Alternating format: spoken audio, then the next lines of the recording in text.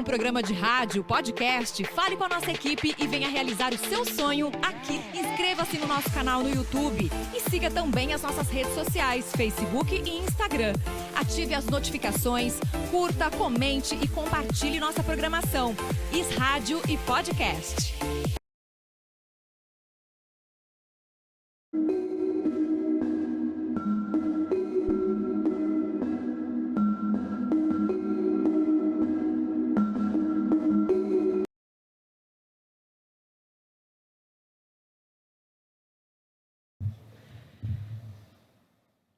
Muito boa tarde! Sejam todos mais do que bem-vindos no nosso Além da Saúde Podcast pelas plataformas da Is Rádio Podcast ao vivo. Mas lembre-se, se você não consegue acompanhar ao vivo, não tem problema, porque todos os nossos episódios ficam arquivados, tanto no YouTube quanto no Facebook da Is Rádio Podcast. Então, eu já convido vocês para conferirem tudo isso, para seguirem as nossas redes sociais, Is Rádio Podcast e também Fabiana Fatoretto, tanto no YouTube, Facebook, Instagram. Assim você ajuda também a gente no engajamento. Curte, compartilha a nossa live para mais pessoas poderem ter acesso. Segundamos sempre em grande estilo e com excelentes companhias que nos presenteiam, não é, com as suas visitas aqui no nosso Além da Saúde Podcast. E nessa segunda-feira, dia 2 de outubro, estou de rosa e não é por qualquer motivo, né, gente?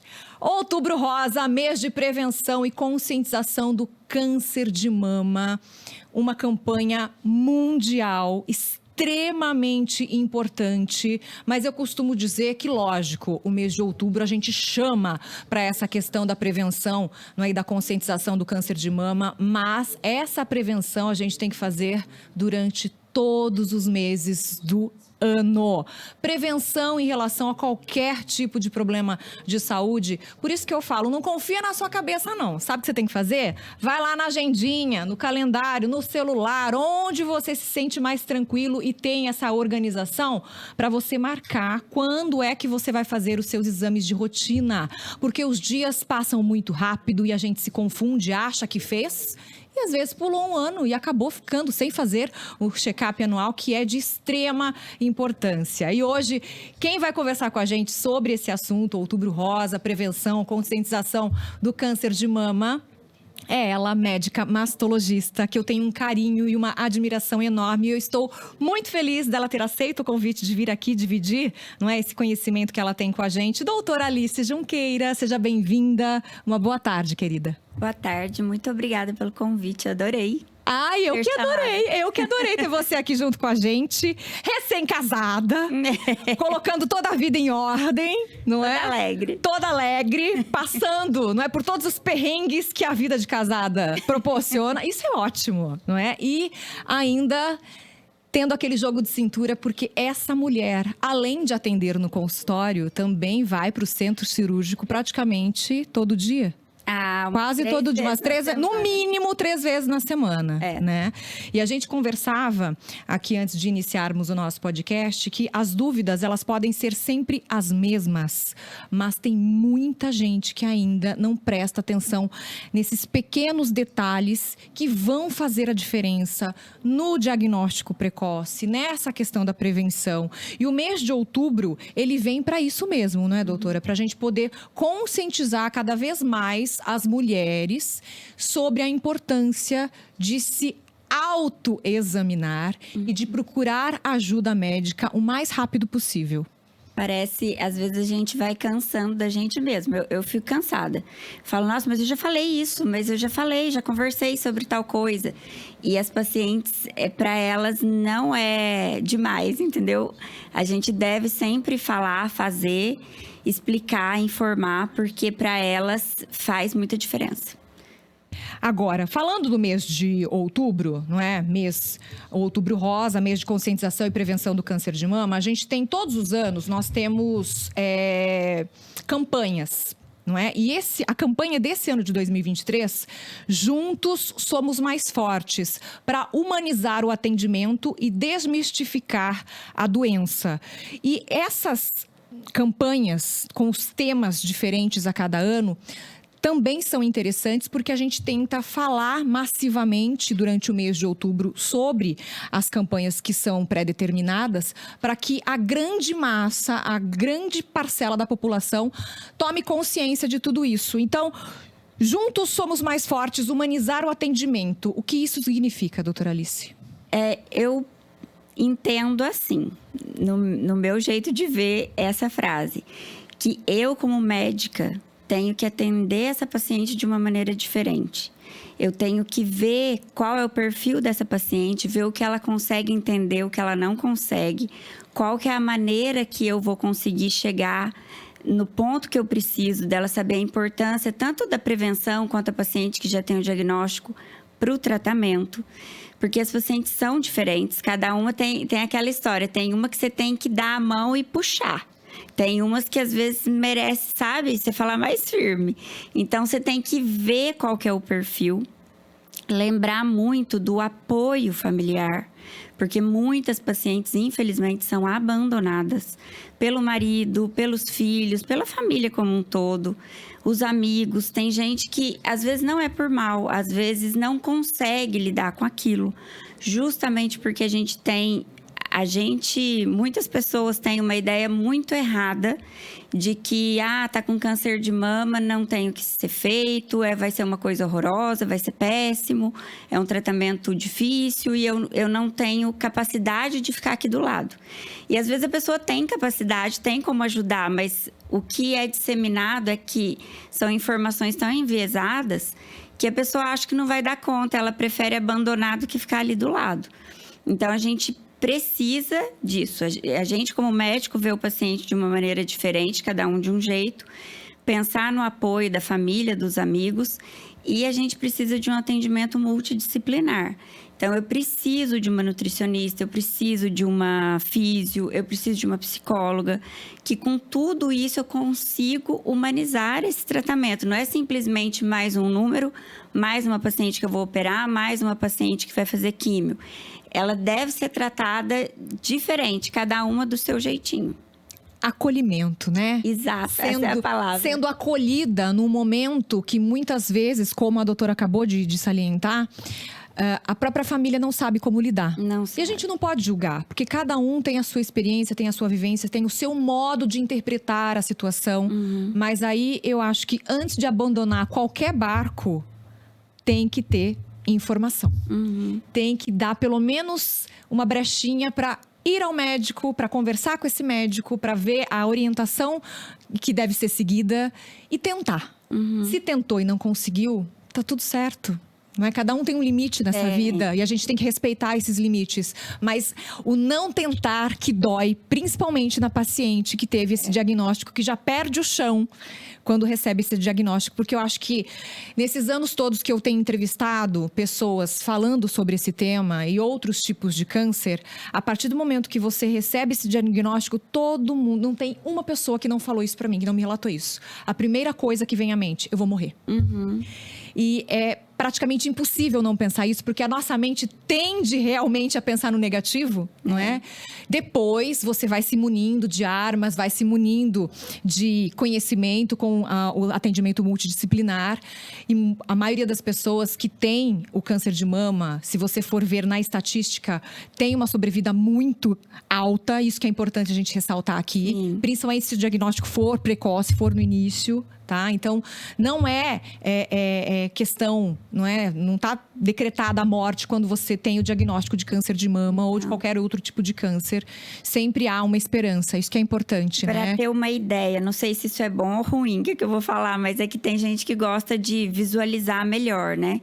Então, quantas pacientes vão morrer por câncer de mama? Por ano, vamos dizer assim. A cada 100 mil casos, eu tenho 12... óbitos. Exatamente. A cada 100 mil casos, 12 óbitos. É como se fosse isso. Então, acontece, mas a grande maioria vai bem, né? Vai ficar muito bem, vai tratar, não vai morrer disso. Voltando na questão da campanha desse ano, do Outubro Rosa, Juntos Somos Mais Fortes. A primeira parte, humanizar o atendimento, que foi o que a doutora Alice acabou de colocar pra gente. E desmistificar a doença que a gente tá falando. Porque a pessoa chega lá muitas vezes achando que porque teve o diagnóstico de câncer de mama, que vai morrer, que não vai conseguir passar pelo tratamento, né, doutora? Elas têm essa ideia, né? Veio o diagnóstico, vou morrer. Eu falo, não vai. Pode ser que eu vá morrer antes. Eu não tenho nada. Eu vou sair ali na rua. Se um carro me atropelar, morri. A gente pode morrer. Aí, na hora que eu falo, elas, é verdade, pode, né? Qualquer momento. Mas é um peso muito grande ter o diagnóstico. Mas eu acho que tudo vai da maneira que a gente conversa, da gente ter paciência, daquilo que a gente estava falando agorinha. Veio numa consulta, eu expliquei tudo. Vai vir daqui 1 mês, eu vou explicar tudo de novo, a mesma coisa. Fala, nossa, mas eu tô falando a mesma coisa. Será que ela tá interessada em ouvir a mesma coisa? E na maioria das vezes, elas estão interessadas. Porque na hora que teve a primeira consulta lá, às vezes não prestou atenção. Tava muito nervosa. Não conseguiu raciocinar tudo. Conseguiu. É muita informação ao mesmo tempo, né, doutora Alice? Exatamente. Às vezes até prestou atenção, mas aí saiu dali, conversou com a vizinha, conversou com uma amiga, viu algum vídeo, viu alguma coisa na internet. Nem tudo que tem na internet é de qualidade. E aí elas voltam falando, não, mas eu vi tal coisa e você falou tal coisa. O que é mesmo? Então, é sempre informar. Ter paciência para conversar, para informar, tanto o paciente quanto a família. Aí você falou, nossa, será que eu tô sendo repetitiva? E a gente tem que ser repetitiva, porque a gente aprende por repetição, não é? Desde criança. A criança aprende por repetição, aprende pelo exemplo. Então, o seu dia a dia é esse. Você vai falar repetidamente, várias vezes, as mesmas informações. Mas as pacientes são diferentes e elas vão interpretar e entender e absorver essas informações de forma diferente também. Diferente. Porque nós, que não somos médicos, nós somos leigos. E quando a informação chega pra gente e a gente não tá pronto ou tá muito nervoso pra poder raciocinar isso, às vezes a gente acaba interpretando de forma errada. Nossa, tudo errado. Não é verdade? Chega lá com tudo distorcido. Não é errado, distorcido. Distorcido. Aí vai no Dr. Google, que ele é excelente quando a gente tem noção da fonte. Se a fonte é fiel. Agora, se a fonte não é tão fiel assim, e às vezes a gente não vai direito na fonte, não é? Não vê, não pesquisa fielmente o que vai nos trazer informação de qualidade, aí que a situação fica mais conturbada ainda, né, doutora Alice? E a gente tem que falar muito com as pacientes. Tem coisas básicas, por exemplo, às vezes elas chegam na consulta, aí eu falo, me dá o exame. Deixa eu ver o que está acontecendo. Aí elas me dão a folha, que é o laudo, né? Sim. Aí eu falo, não, mas eu quero a imagem, eu quero ver o que acontecendo. Não, mas está escrito aqui tal coisa. Eu falei, mas eu quero ver a imagem. Aí um dia eu falei, porque teve uma vez que eu reclamei disso, porque agora que tá tudo digital, então as clínicas têm dado para paciente um CD, ou tem dado uma senha para você ver no site, ou só o Ou manda no e-mail, né? Ou manda no e-mail. E aí eu falei, gente, mas não pode ser assim, porque eu preciso ver a imagem. Aí uma pessoa falou para mim um dia, falou, nossa, mas você não confia no seu colega, né? Quem laudou o exame? Eu falei, não é que eu não confio, mas se for para colocar nessa palavra, eu desconfio até de mim. Por exemplo, eu laudei uma mamografia um dia lá, para algum serviço, laudei. Aí chegou, coincidentemente, a paciente trouxe para mim aquele exame que fui eu que laudei. Tá lá assinado por mim. O que eu vou fazer? Eu vou ler o laudo? Não, eu vou ver de novo. Porque pode ser que eu deixei de ver alguma coisa. Pode ser que agora que eu conheço a história da paciente, eu vá ver com outros olhos. Olha. Então, é diferente. A gente tem que olhar a imagem. O mastologista tem que ver. Quantas vezes não aconteceu? Eu fazia ultrassom até um tempo atrás. Ultrassom de mama. E daí, no dia do ultrassom lá, a gente não sabe muita coisa da paciente na hora do exame. Na verdade, você vai fazer só o exame. Você não tem o histórico. É. E aí, eu via tal coisa, aí colocava lá, por exemplo, sugiro, né, que faça uma biópsia, ou falo que tem característica benigna, nódulo, alguma coisa assim. Na hora que a paciente chegava, eu tirava a história, examinava, olhava o exame. Eu falava, nossa, fui eu que fiz o exame. Aí eu falava para o paciente, olha, eu discordo de mim mesma. Aqui eu coloquei tal e tal coisa, mas agora, conhecendo sua história, tendo examinado sua mama, eu penso diferente. Ou diferente de que eu acho que não precisa fazer a biópsia, ou de que eu achava que não era nada, mas agora eu quero a biópsia. Então, você tem que ver o todo. Tem que ver o laudo, tem que ver as imagens, tem que ver a paciente. Olha que interessante isso. Aí a gente acaba parando e pensando, que loucura, porque é muito importante essa conversa do médico, principalmente o médico mastologista, com a paciente. Conhecer o histórico e fazer esse exame físico, porque os outros exames, eles são muito importantes, mas eles acabam sendo complementares dessa consulta, né, doutora? Oh, com certeza. A gente tem que ter a história do paciente. E, na maioria das vezes, elas não entendem isso. Elas acham que a gente não precisa desse todo. Elas acham que, só porque está escrito ali no papel uma coisa que alguém carimbou e assinou, é aquilo, que aquela verdade é máxima, né? Absoluta. E não é. Tanto que, às vezes, eu pego o laudo, escrevo o que eu achei e carimbo. Para elas ficarem mais confiantes. Mais confiantes porque daquilo. Senão parece que você só falou, não significa nada, né? Importância do exame físico feito pelo médico mastologista nas mamas. Isso não pode ser negligenciado numa consulta de forma alguma, né, doutora? Não. Agora, esses dias eu respondi a alguém sobre isso. Por que era importante o exame físico? É um número muito pequeno de casos em que você vai encontrar alguma coisa no exame físico que não tem nos exames de imagem. Não vai aparecer nem na mamografia, nem no ultrassom, que são os exames básicos que a gente faz. E na hora que você examina o paciente, você percebe alguma coisa. Acho que é 4% dos casos de um câncer de mama, que o único jeito de você saber que ele existe é examinando a paciente. Às vezes está muito na periferia, ou às vezes é uma paciente que tem uma mama muito volumosa, que é difícil enquadrar tudo na mamografia, é difícil ver pelo ultrassom. Então, tem alguns casos que você vai ter uma mamografia normal, um ultrassom normal, e aquela paciente tem uma lesão suspeita que tem que fazer biópsia. E o único jeito é examinando. Então, tem que examinar, não tem como fugir. Agora, mamografia não é prevenção e sim diagnóstico precoce? Explica pra gente, doutora Alice. É assim, se eu faço mamografia, eu estou prevenindo o câncer de aparecer? Não estou. Eu estou só descobrindo que ele existe. Então, eu vou fazer diagnóstico precoce com a mamografia. Que é isso que a gente quer. Que é isso que a gente quer, nem por isso não é que não seja importante, mas o que eu também escuto muito, a paciente faz mamografia todo ano dando normal. Aí chega um belo dia que deu alterado. Aí ela fala, nossa, doutora, mas eu fiz todo ano. Eu estava fazendo prevenção, olha o que aconteceu. Quer dizer que a prevenção não adianta.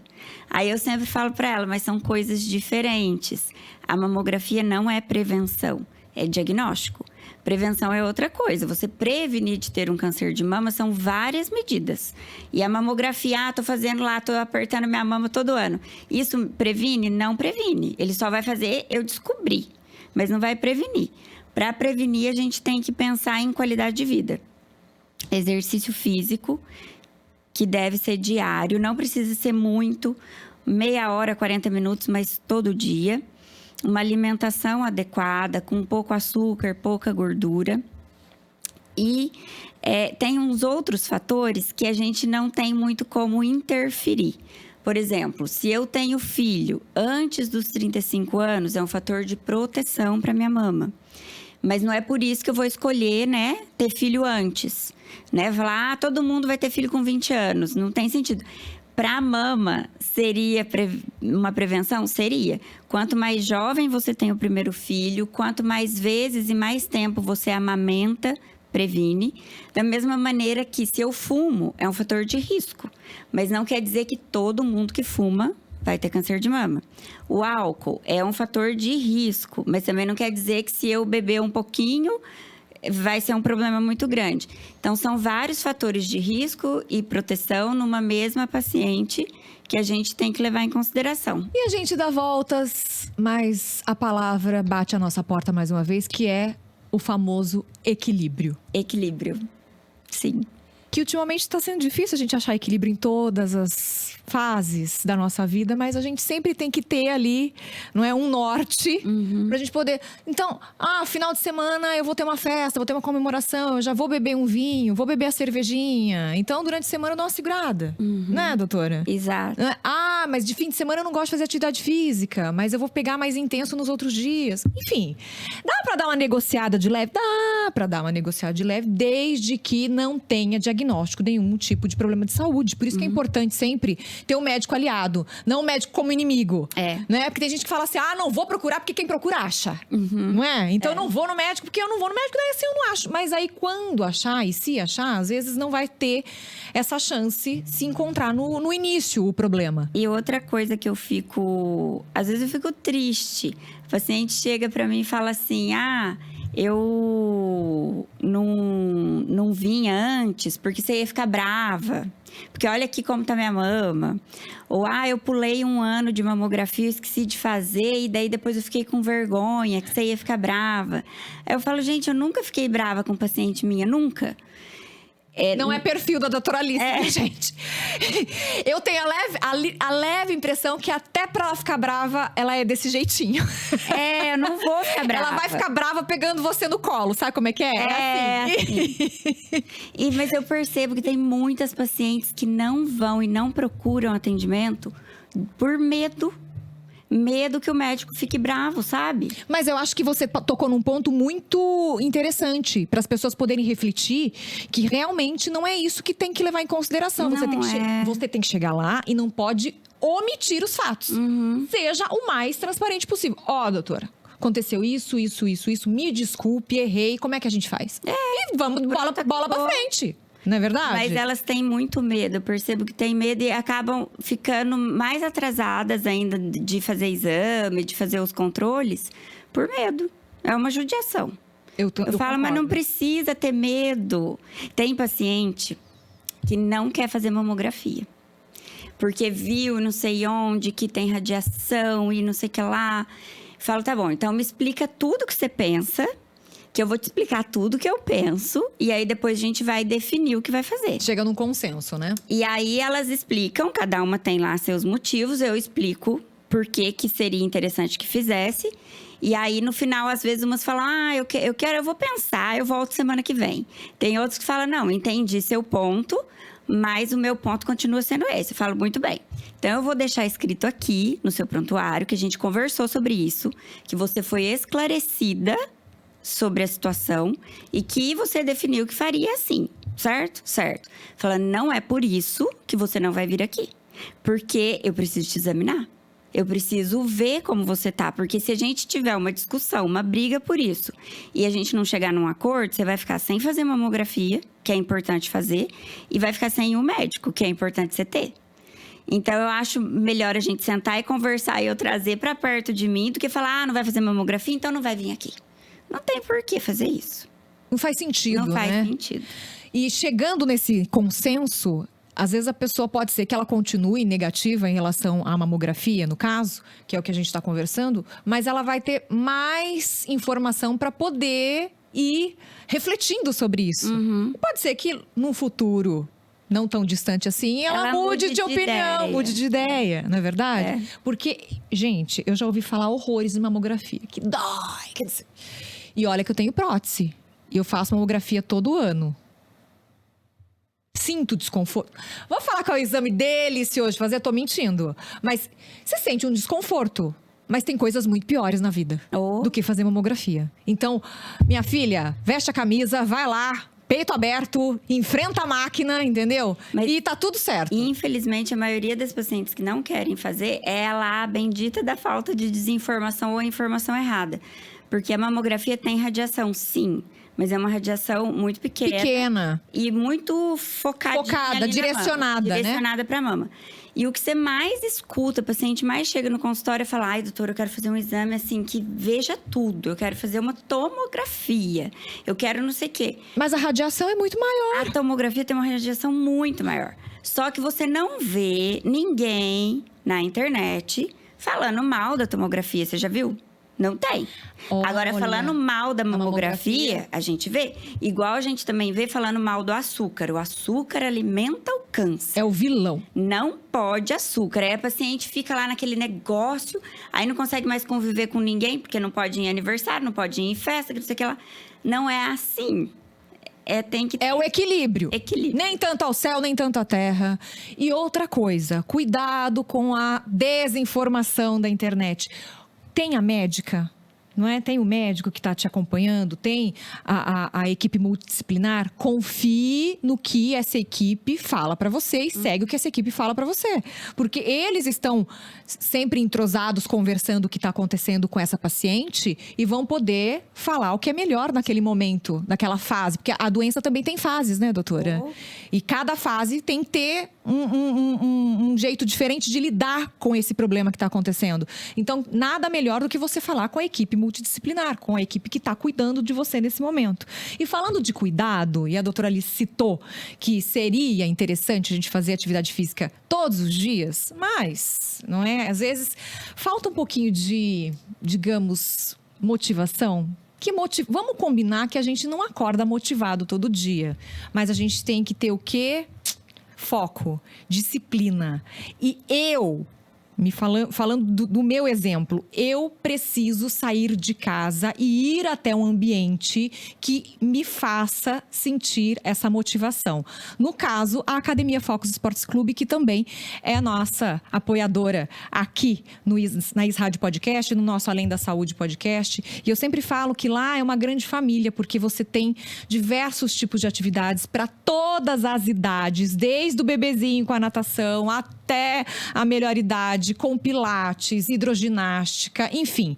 Você vai ser super bem acolhido, independente do motivo de você começar a se exercitar. Então, o importante é você passar previamente pelo médico, sim, ter a autorização. Se teve diagnóstico, não é? Do caso que a gente está falando aqui de câncer de mama, pega a cartinha de recomendação do seu médico, leve até os profissionais, não é, da Academia Focus Esportes Clube, que eles vão fazer um treinamento específico para você e vão te atender direcionadamente, do jeito que você precisa. E a Academia Focus fica aqui em Limeira, na Tenente Belisário, 367, no centro de Limeira. Segue também as redes sociais, @Focus Esportes Clube, que lá no Instagram eles sempre postam muita informação, muitos vídeos explicativos e de pessoas que vivenciam, que estudam e que sabem realmente o que vai fazer bem para o nosso físico e para a nossa mente. Porque falando de atividade física, além de exercitar o corpo, a mente também é muito importante, principalmente nesse momento do diagnóstico do câncer de mama, não é, doutora? Com certeza. É tanto da paciente quanto da família, de novo. Às vezes tem paciente que fica melhor na hora do diagnóstico do que o acompanhante, o familiar que está ali. E é importante ter um acompanhamento, é importante poder sentar e conversar sobre isso, que eu sempre converso com elas, que aquele momento, um pouco antes de você saber do diagnóstico, fica naquela dúvida, né? Vai vir que é um câncer, não é e tal. Eu sempre, quando eu acho que eu já aviso. Outra coisa que as pacientes têm, elas acham que a gente vai mentir, que a gente vai esconder delas. Que a gente acha que elas não dão conta de aguentar a notícia. Eu falo, não tem isso. Porque não é uma notícia tão horrorosa assim que eu não vai aguentar, sabe? Eu falo pra elas, eu gosto de tudo muito feliz. Se fosse só tristeza, eu não ia conseguir trabalhar com isso. Elas, é verdade, acho que faz sentido. E elas, geralmente, elas vão ficando ao longo do caminho, elas vão ficando mais tranquilas, mais calmas. A maioria faz terapia. Eu sempre encaminho, que eu acho que é muito importante fazer. Que tem coisa que às vezes é questão só de conversar, a questão do tempo já resolve na cabeça. E daí o tratamento flui tão melhor, tão melhor. Faz muita diferença. Eu tenho uma paciente que ela falou pra mim. Ela chegou, tô fazendo químio. Ela chegou e falou, olha, tô ótima. Falei, como assim tá ótima? Não, coloquei na minha cabeça que eu não ia passar mal. Não vou passar mal, é isso. Trabalhei minha mente, não vou passar mal. Não passou mal nenhum dia. Olha isso. Eu tenho uma outra paciente que viajava. No intervalo das químios, ela ficou tão bem que ela viajava. Aí eu conto, aí as pacientes falam, mas é? Eu falo, Não, porque fulana falou que foi horrível. Eu falei, mas é lógico que uma ou outra pessoa, não por querer, não por mal, mas para valorizar aquilo que ela passou, ela vai falar que foi sofrido, ela não vai falar que foi fácil. É assim. É um pouquinho da vítima, né? Aquele vitimismo que a gente gosta de chamar atenção um pouquinho. Mas não né? é por querer, não é de caso é de cada pessoa. É de cada pessoa. E vão ter aquelas que falam assim, nada, durante as químicas, entre uma inscrição e outra, eu viajei. Eu não passei mal, não senti nada, né? Então... Mas a maioria fica muito bem. Muito bem. Mas isso que você citou, de trabalhar, que a sua paciente relatou pra você, eu coloquei na minha cabeça que eu não vou passar mal, porque a cabeça estando boa, não é? Você tendo esse raciocínio, não é? E sabendo lidar com esses pensamentos ruins que eles vão aparecer, porque eu falei, a gente tende a ter mais pensamentos ruins do que bons, tanto que a notícia ruim, ela ganha muito mais ibope do que as notícias boas, né? Então, Freud explica.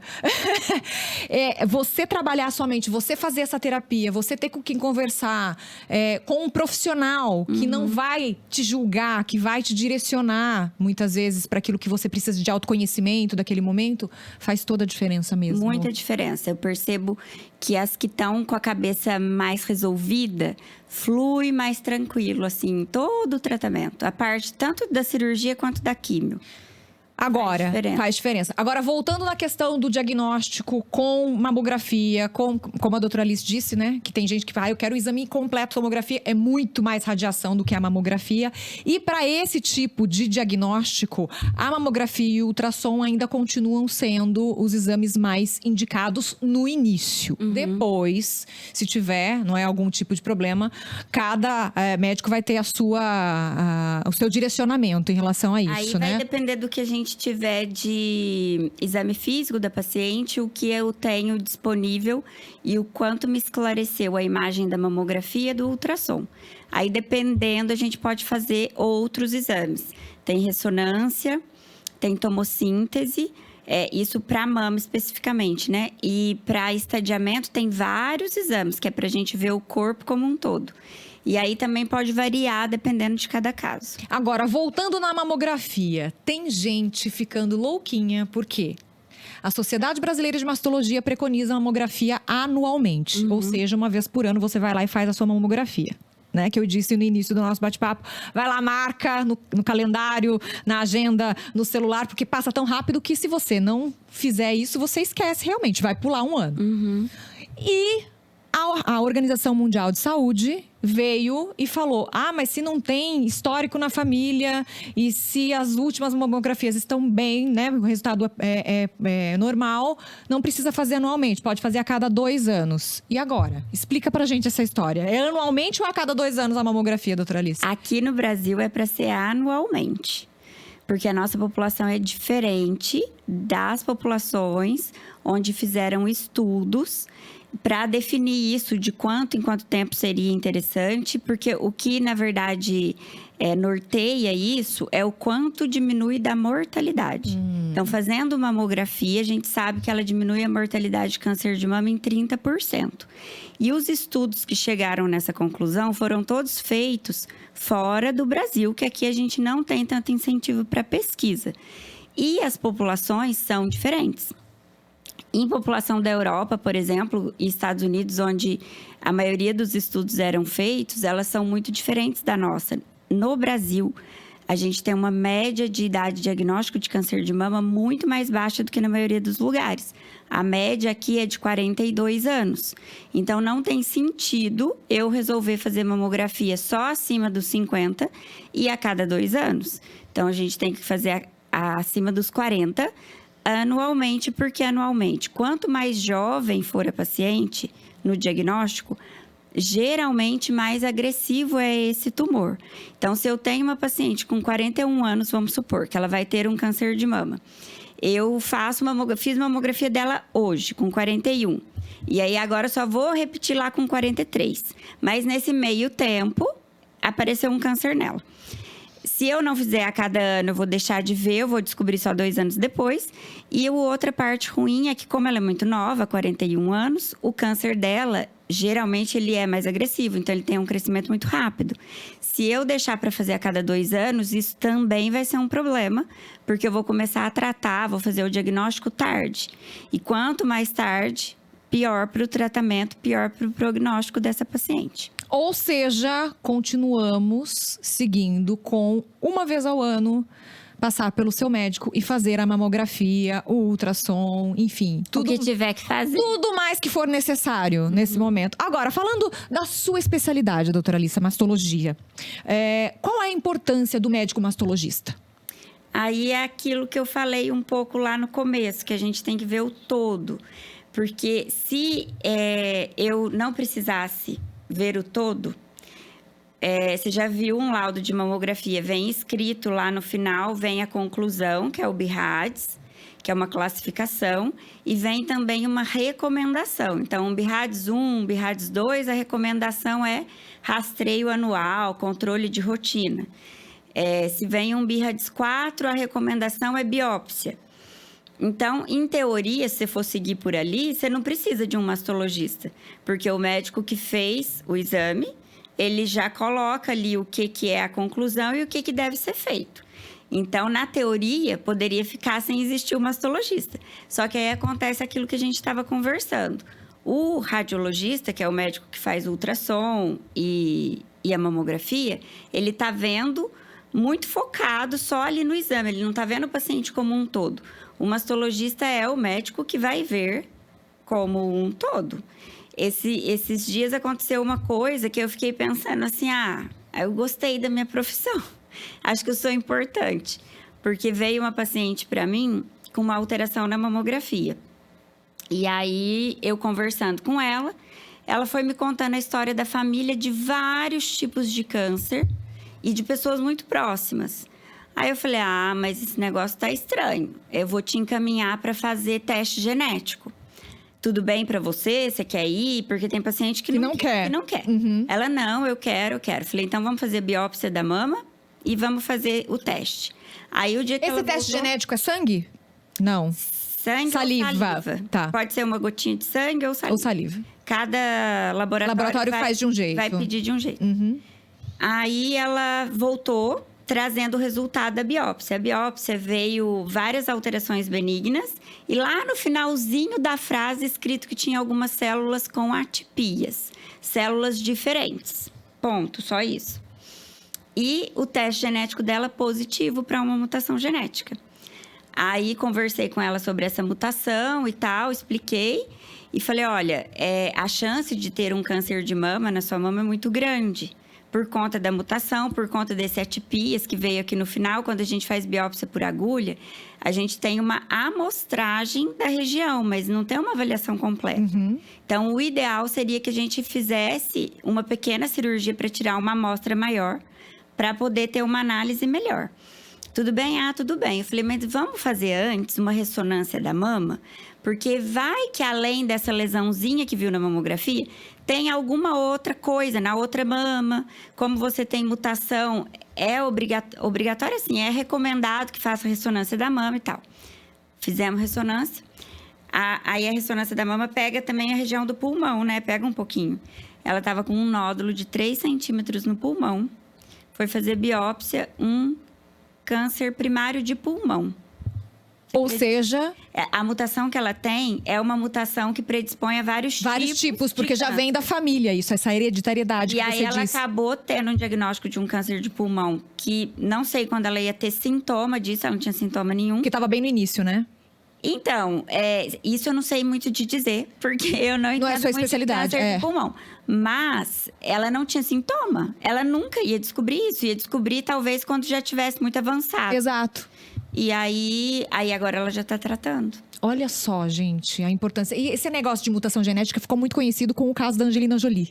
Sim. Né? Que ela tem mutação genética na família por conta de câncer de mama. E ela decidiu ir lá e falou assim, não, já vamos tirar as duas mamas. Ela foi bem radical, mas porque foi um caso específico. Não é que todo mundo que tem a mutação genética vai ter que tirar as duas mamas. Mas no caso dela, ela preferiu assim, tinha essa possibilidade e ela decidiu com o médico dela fazer dessa forma. Sim. Por isso que é importante conversar para ver qual é a melhor saída mesmo, né, doutora? A gente é importante mastologista por isso, porque é a gente que vai conseguir conversar com o paciente, examinar aquela mama e juntar com os exames de imagem. Não tem uma outra pessoa que vai fazer tudo isso. Essa paciente, por exemplo, ela poderia ter passado batido em qualquer outra pessoa, que às vezes não ia ficar perguntando a história da família. Tem câncer de mama, outros tipos. A gente não vê fazer isso. Exato. Né? Então, a função nossa é essa. A importância do histórico familiar. Inclusive, era sobre isso que eu queria falar mais profundamente mesmo. A importância do histórico familiar, conhecer a sua família, se informar sobre o câncer de mama, que é o que a gente tenta trazer aqui de mais informação e de informação de qualidade que você pode confiar. Cuidado com as fontes que você pesquisa na internet. Na internet tem de tudo. Tem fontes excelentes, boas, ruins, péssimas, horrorosas. Enfim, não é? Ficou com dúvida? Por isso que é importante a gente ter um médico pra gente poder, na consulta, tirar essas dúvidas e não ficar com vergonha de perguntar também. E conhecer a família, porque tem gente que vai até o consultório e não sabe falar, né, doutora? Não sabe falar nada. E, assim, eu tô falando dessa paciente que teve essa alteração na mamografia, ela poderia, se ela tivesse, né, sido informada, orientada de procurar um mastologista antes, talvez a gente tivesse descoberto antes que ela tinha mutação. E ela só foi descobrir agora, porque agora que a mamografia dela deu alterada. E pelo jeito é uma paciente jovem. Ela é jovem, acho que 45. Jovem. Mas a gente poderia ter descoberto isso bem antes. Bem antes. E ela não precisava nem passar por esse tratamento agora que ela tá fazendo com câncer de pulmão, né? Eu falo que a gente fica, né? Com 40 anos eu vou fazer mamografia. Com 40 anos eu vou no mastologista. Mas, na verdade, tem que ser antes. Isso que eu ia perguntar. Com quantos anos é interessante fazer uma visita no mastologista? 18 a 20. Por quê? Para saber justamente isso aí. A história familiar e a história da paciente. Porque a gente sabe que se tiver alguma coisa na história, eu vou ter tempo dessa paciente ir no oncogeneticista, que é o especialista, para pedir o teste genético. Porque outra coisa que eu também vejo muito é a paciente chegando para mim com um teste genético solicitado por um médico, alguém pediu. Tá. Aí você vai ver, porque o teste genético não é um teste, tem vários tipos. Tem vários painéis. Tem painel só para mama, painel para mama e ovário. Você pode fazer teste só para um gene específico. E além de ter essas possibilidades, tem técnicas diferentes. E às vezes o teste genético vem negativo numa técnica, e aí quando você olha na outra, ele consegue detectar alguma mutação. Eu entendo disso? Não entendo. Eu sei porque as minhas pacientes passam no oncogeneticista e daí quando elas voltam, eu peço para ver os exames. Aí vi lá, tá assim, negativo. Aí ela fala, mas ele pediu para eu fazer esse outro. Eu falo, mas por quê? Aí a paciente às vezes não sabe explicar, mas aí eu vou ver, é porque tem alguma técnica diferente, porque cada laboratório também faz de um jeito. Então, dependendo do que foi feito por tal laboratório e de acordo com a história da paciente, o geneticista ele vai e faz um complemento. Então, são muitos detalhes que só o especialista vai saber. Olha só, você acha que é um simples exame, não é. Mas tem muito mais a fundo, né? É. E é muito detalhe, é muita coisinha. Então, não adianta a gente querer que uma pessoa só entenda de tudo isso. Não adianta a gente achar que não precisa, entendeu? E quando tem mutação, a idade ideal para fazer cirurgia profilática, se a paciente quiser fazer isso, é em torno dos 25 anos. Então, ela tem que ter passado com a gente 18 a 20 anos, senão não vai ter tempo para conseguir fazer tudo isso. E mesmo porque com 18, 20 anos, a mama ela tem uma estrutura. E depois nós somos mulheres de fase, sabe a música? Pois é, a mama também tem as fases, né? E ela também vai mudando conforme a gente vai envelhecendo, né, doutora Alice? Aí você vai ter um exame padrão para fazer a comparação se tá tudo ok durante esse desenvolvimento dessa mama também. Aí a gente faz o exame físico, vê a história da paciente. Por exemplo, uma paciente que teve radiação do corpo todo. Ela tem que ser tratada de maneira diferente. Eu tenho uma paciente assim no SUS. Ela teve... esqueci agora o que foi que ela teve. Mas eu sei que ela teve que fazer radioterapia do corpo todo. Escaneou mesmo. Teve que fazer tudo quando ela era criança. A aplasia de medula ela teve. E aí, qual que seria a recomendação para ela? Ela tinha que estar no mastologista desde sempre. Quando que ela foi ver o mastologista a primeira vez? O dia que ela já estava com câncer de mama. Olha só. Então, as pessoas não comentam sobre isso. Ninguém sabe sobre isso. Isso é prevenção. Isso é prevenção. Isso é prevenção. Voltando lá em tudo que a doutora Alice falou de prevenção de câncer de mama, que a mamografia não é prevenção, é sim exame para ajudar no diagnóstico precoce, mas você ir ao médico, ter essa atitude, isso é prevenção, porque você vai estar fazendo esse rastreio. Exato. Antes de acontecer. E daí eu converso com elas e falo, olha, agora isso pode ser que não seja um problema para você, mas é importante você manter o peso. Como que tá a alimentação? Querendo ou não, a gente tem que pensar na paciente como um todo. Eu não posso olhar só para a mama dela. Eu tenho que ver o todo. Estimular, falar, olha, vamos mudar o jeito de comer? Como é que tá a cabecinha dessa paciente? Exatamente. Né? Vamos já começar a fazer exercício? Eu tenho uma dificuldade horrenda de fazer exercício. Eu odeio. Tá vendo a doutora Alice fazendo meia-culpa? Eu odeio, mas eu faço. Porque eu tenho medo de ficar doente. Ou seja, encontrou uma motivação. Essa é a minha motivação. Não é verdade? Porque... Encontre a sua motivação. O que é difícil pra você? É difícil fazer exercício ou é mais difícil ficar doente? Qual é o mais difícil? Eu fico pensando, quando eu fosse mais nova, se tivessem, de alguma maneira, falado mais... Estimulado mais. Colocado mais na minha cabeça o tanto que isso era importante, talvez hoje fosse um hábito mais tranquilo pra mim, porque não é... Mais enraizado. Hoje é por obrigação.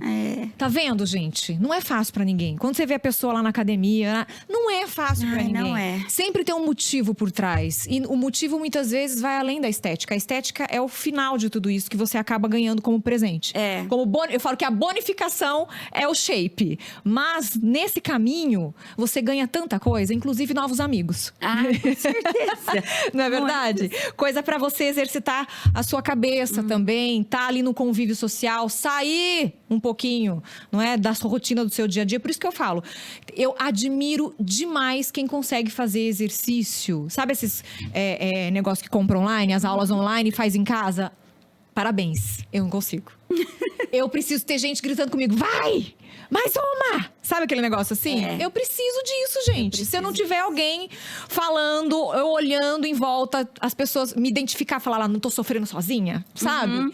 É um estímulo a mais. Parece que não, mas muda a chavinha, não é verdade? Então, encontre o seu estímulo e encontre qual é o seu difícil. Cada um tem o seu, não é? Eu prefiro passar o difícil, o perrengue lá, fazendo exercício, do que passar ficando doente, por exemplo. Também. E como a doutora vivencia isso todos os dias, tá lá no centro cirúrgico, eu acho que isso acaba sendo uma motivação muito maior também, né? Com certeza. Agora, é interessante a gente falar que tem estudos científicos que comprovam essa questão da prevenção, não só do câncer de mama, de outros tipos de problemas de saúde, com a prática diária de atividade física, né, doutora? É pra tudo. Pra mama, especificamente, é muito diferente. Eu falo para elas, vou te falar agora o que é importante. Eu sei que você já ouviu isso um monte, que é importante para tudo.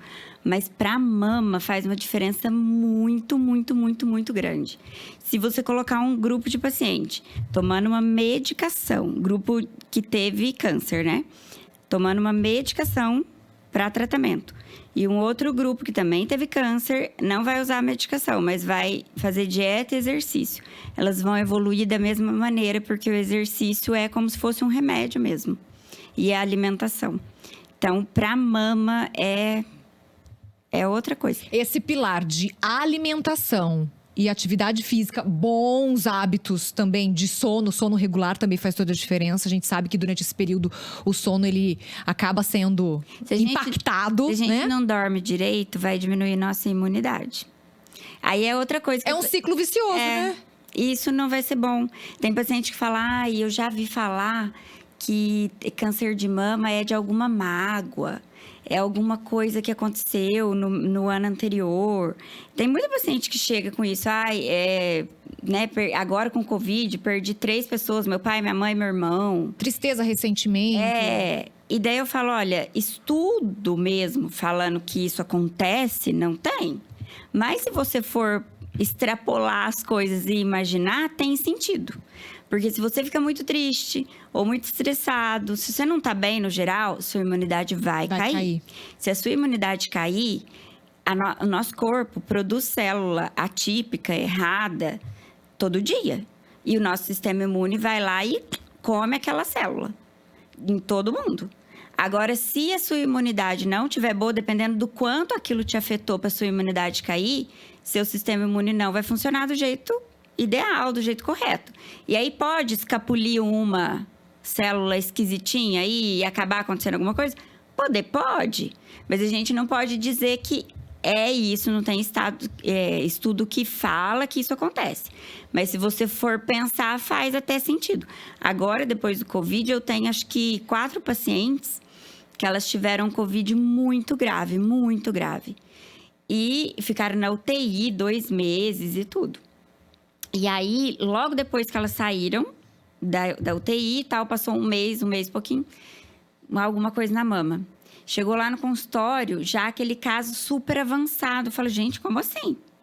Covid diminui demais a imunidade. Então, não é que causou aquilo. Provavelmente era uma paciente que já ia ter de qualquer forma. Já tinha propensão. Ia ter. Mas acho que acelerou um pouco o processo, sabe? Sim. É por causa da imunidade. E, na verdade, a gente teve que trabalhar, a gente não, né? Todos nós, inclusive os médicos, com um vírus totalmente novo, que ninguém sabia quais seriam as consequências, o que ia ocasionar. E ele é muito individual, não é? Porque você vê, cada pessoa evoluiu de uma forma. Tem gente que teve Covid e nem soube que teve. Só soube quando fez o teste e apontou lá que já tinha tido contato com o vírus. A pessoa foi totalmente assintomática, não teve nada.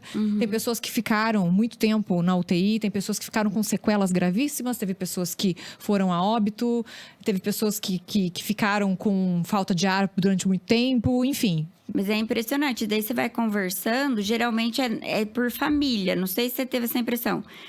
Geralmente, tivemos Covid, mas ficou todo mundo bem.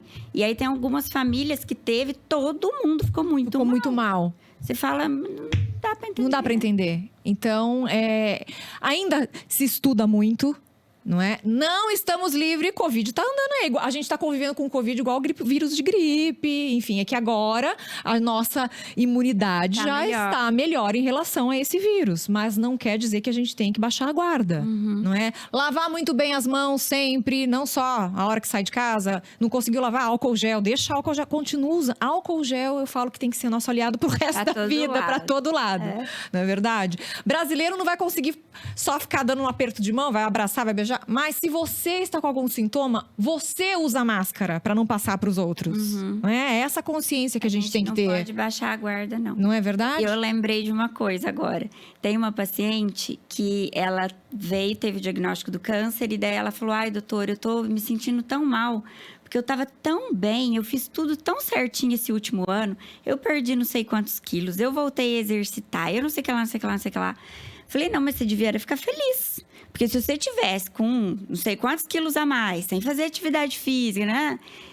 Agora ia ser muito pior o seu tratamento. Então, não fique pensando que não adiantou nada. Que ela falou, não adiantou nada. Que foi em vão. Foi em vão. Né? Falei, não, porque para tratar uma paciente que tá super bem, é muito melhor. A resposta é muito mais positiva e muito mais rápida. Muito melhor. Não é verdade? Falei, não, você tem que agradecer. Graças a Deus, você teve um ano muito bom, porque agora você vai enfrentar isso aqui bem. Vai estar estruturada. Exato. Não é? Porque se você tem um ano que te destruiu e ainda tem um diagnóstico de câncer de mama, que é muito comum a gente ver, você vê no consultório, então realmente a equipe multidisciplinar ela vai ter que ter um apoio não é? É, Aí um maior. acolhimento, um tratamento humanizado muito maior. E dependendo do tipo de paciente, você tem que saber como lidar com aquele paciente. Como a doutora disse já no início aqui do nosso bate-papo, não é? Cada pessoa, ela vai receber a notícia de uma forma, ela vai externalizar isso de uma forma. Então, a gente tem que respeitar, porque é o momento de cada um, né, doutora? É isso aí. Tem paciente que às vezes fica brava comigo. Já aconteceu. Aí, das primeiras vezes... Ah, é por causa daquelas fases, né? A negativa. Não, ela tá errada. Mas eu não consegui entender, sabe? Até que um dia eu bati o meu carro numa coluna, assim. A porta numa coluna. Aí eu levei no cara lá pra arrumar e fiquei pensando. Ele vai falar que vai fazer martelinho e acabou a história. Aí, no que eu cheguei lá, ele simplesmente fez assim, olhou. Tem que trocar a porta. Falei, o quê? Aí ele, tem que trocar a porta. Aí eu falei alguma coisa que eu não lembro o quê, fiquei brava com ele, bati a porta do carro e fui embora pra minha casa. Aí cheguei lá em casa, esfriei a cabeça. Aí falei, por que eu briguei com ele? Ele só me falou o que tinha que fazer. A culpa não era dele, A né? culpa não é dele. Aí voltei lá, pedi desculpa, falei, ai, arruma pra mim.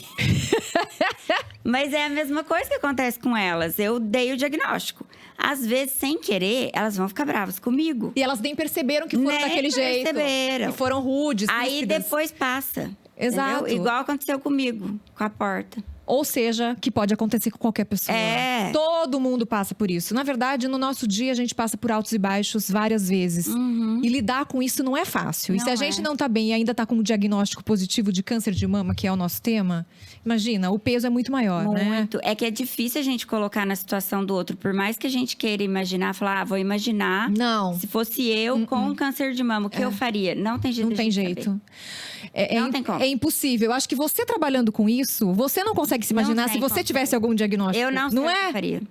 Às vezes elas falam, ai, você tá me falando que tem a opção disso, disso, disso. Mas o que você faria? Elas falam. Falo, eu não sei. E eu não sei mesmo. Porque, assim, eu até tenho uma resposta para dar agora. Só que se amanhã eu tiver com câncer de mama, talvez eu faça diferente do que eu tô te contando agora.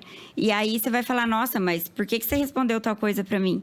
É porque a gente só sabe na hora que é com a gente. Não adianta a gente querer imaginar. É aquele negócio da ficha cair, né? É. Que você teve de falar assim, gente, isso é verdade?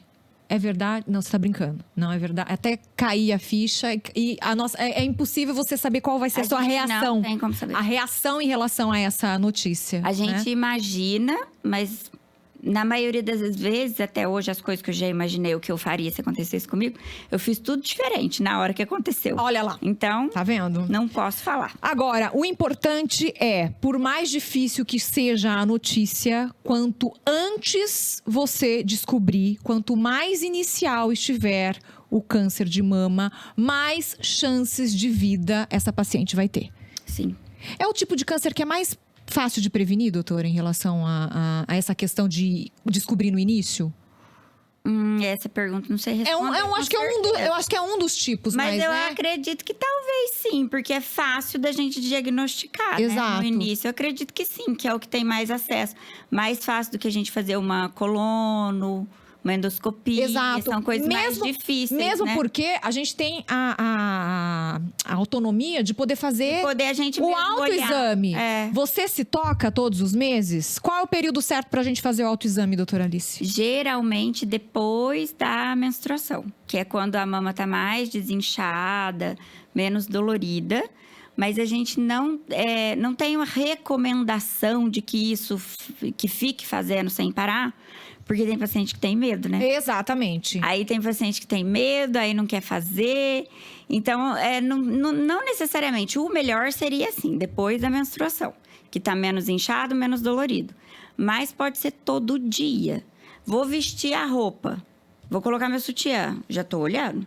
Tô tomando banho, passando o sabonete, já tô sentindo. O que a gente pode descobrir de diferente que a gente tem que ficar alerta? Além das bolinhas, que podem ser os nódulozinhos, né? Os nódulozinhos, a pele inchada, edemaciada, como se tivesse mordido algum bichinho, alguma Certo. coisa, fica, sabe? Quando fica igual uma casquinha de laranja. Certo, Fica enrugadinha. aparecendo os porinhos, vermelhidão. E a axila, às vezes, pode ter alguma coisa na axila e não ter na mama. Então é interessante apertar a axila também. Dá uma passadinha na mama. A palpadinha de leve nas axilas, assim. Porque na maioria das vezes que os pacientes percebem alguma coisa e vão na consulta, geralmente é achado normal. É glândula, é algum pelinho que encravou, é algum linfonodo debaixo do braço que você palpa, você sente que ele tá ali, mas que é habitual, normal. Mas é importante a paciente conhecer o corpo dela. Porque tem paciente que às vezes ela chega e fala, não que eu faça exame todo mês, ela fala, autoexame, né? Mas eu sei que a minha mama tá diferente. Tem paciente que sabe. E daí eu palpo e falo, olha, eu não tô sentindo diferença, mas você conhece você. O seu corpo melhor do que eu, né? Então, a gente deve valorizar uma queixa dessa. E às vezes você vai procurar e realmente tem alguma coisa diferente. Ou seja, nada substitui o autoexame, nada substitui você ir ao seu médico de confiança pelo menos uma vez no ano, fazer o seu check-up, fazer os seus exames, deixar tudo em dia, porque isso sim vai contribuir para a prevenção, principalmente no caso do câncer de mama, que foi o nosso tema de hoje. Já estamos no final do nosso podcast Além da Saúde. Doutora Alice, foi um prazer receber você aqui. Sempre uma admiração enorme e uma gratidão infinita por poder conversar, bater papo, levar mais informação para nossa audiência. Você que acompanhou a gente, olha, do fundo do meu coração, muito obrigada. Tem muita gente aqui, o Paulinho, não é? O pessoal lá da Cultura Fê-Comerciários. Temos aqui a Rebeca Gado, o Gainho Pellegrini, Júlia Helena, Michele Ciarra, enfim, Sâmia de Luca. Um beijo para todos que ficaram com a gente, que passaram por aqui.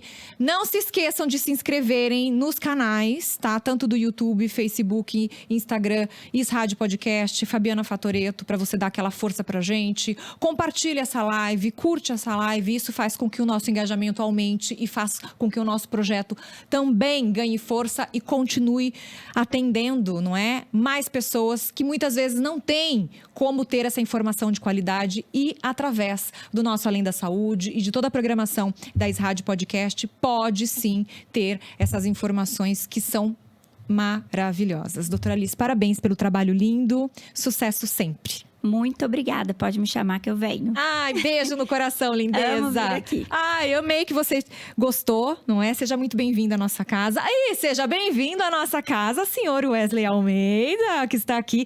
Hoje eu tive 2 técnicos, dá licença. Temos o Vinícius, que é o chefe mor aqui da Rádio Podcast. E temos o Wesley Almeida. Já tive o prazer de trabalhar com o Wesley há muito tempo. E agora terei prazer de trabalhar com ele novamente. Tá aqui, olha, só nos preparativos. Seja bem-vindo. Beijo no seu coração, sucesso. Hoje, 6 horas da tarde, temos bate-bola com o Tubarão, os resultados, né, dos campeonatos do futebol. Para a turma do futebol, fiquem ligados no Tubarão e os seus convidados aqui na Rádio Podcast. E às 9 da noite, temos a Hora do Esporte com o Jed Gazotto, sempre entrevistando, não é? Atletas, pessoas envolvidas em várias categorias esportivas e também fomentando essa qualidade de vida para que você encontre uma atividade que você se identifique e acabe, não é? Se entregando e fazendo uma atividade física para fazer bem para você e para todos que estão à sua volta, com certeza, tá? Para você que esteve com a gente nesse Além da Saúde, um beijo instalado no seu coração. Juízo, mas não muito. Excelente semana. A gente se vê aqui na semana que vem. Tchau, gente. Pronto.